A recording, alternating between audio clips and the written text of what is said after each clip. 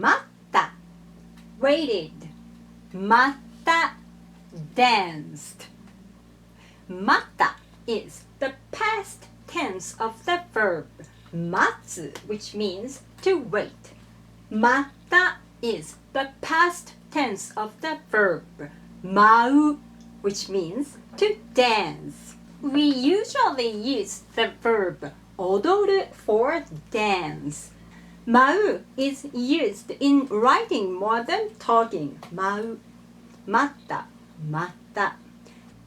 And mau describes the scene in which something floating in the air. 雪が舞う。お金が舞う。お金が舞う。お金が舞う。